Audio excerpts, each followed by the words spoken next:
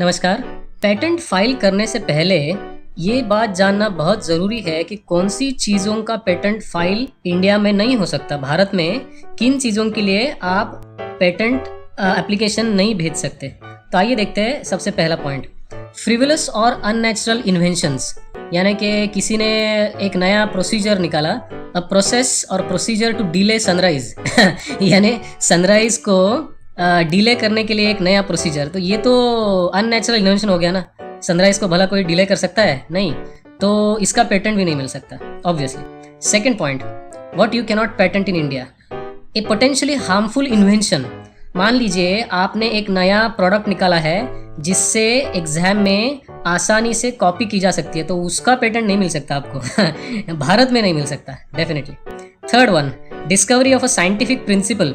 मान लीजिए डॉक्टर कपूर ने एक नया लॉ निकाला है, कपूर सिक्स्थ लॉ करके, तो वो तो साइंटिफिक प्रिंसिपल बन गया, उसका पेटेंट नहीं हो सकता, पेटेंट नहीं मिल सकता इंडिया में उसका। एंड आई डोंट थिंक किसी और देश में भी मिल सकता है, but let's stick to what we have here in India. Bharat में क्या पेटेंट नहीं हो सकता वो पहले देखते हैं। Fourth one, the मियर discovery of the new form of a known substance. यानी कि वो जो सब्सटेंस है पहले से लोगों को पता है वो क्या चीज़ है, क्या सब्सटेंस है, और आपने हल्का सा उसमें कुछ चेंज कर दिया, मॉडिफिकेशन कर दिया, तो नया फॉर्म आया, but it does not do any great value addition, so that can not be patented. Then next one, a substance obtained by mere admixture. मान लीजिए आपने एक ग्लास भर पानी ले लिया और उसमें नमक डाल दिया, तो उसका पेटेंट नहीं मिल सकता क्योंकि वो एड मिक्सचर हो गया।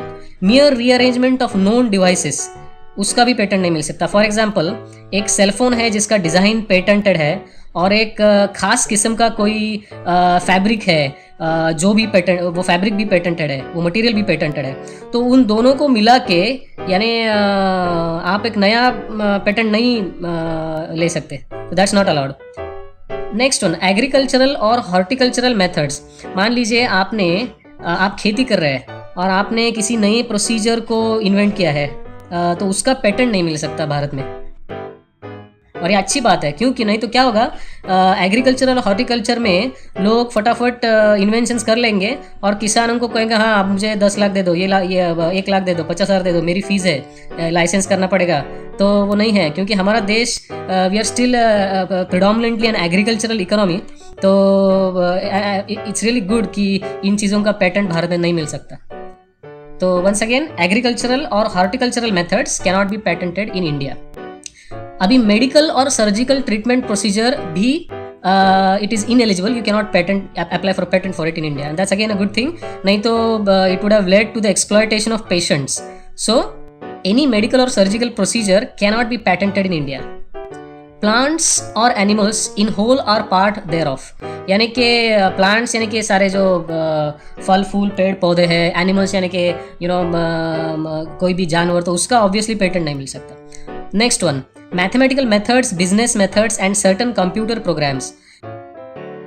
अभी मैथमेटिकल मेथड्स और बिजनेस मेथड्स पेटेंट नहीं आप कर सकते हैं तो ऑब्वियस है, लेकिन कंप्यूटर प्रोग्राम्स, ये जो लास्ट वाला पॉइंट है ना, उसके ऊपर बहुत डिबेट चल रहा था रिसेंटली, तो आपको देखना होगा लेटेस्ट उनका रेगुलेशन क्या है। So as of now, I think as far as I can see, it is not patentable in India, but maybe it may change next month. So you have to keep checking the Indian Patent Office website. Then next one, certain forms of literary and artistic creations.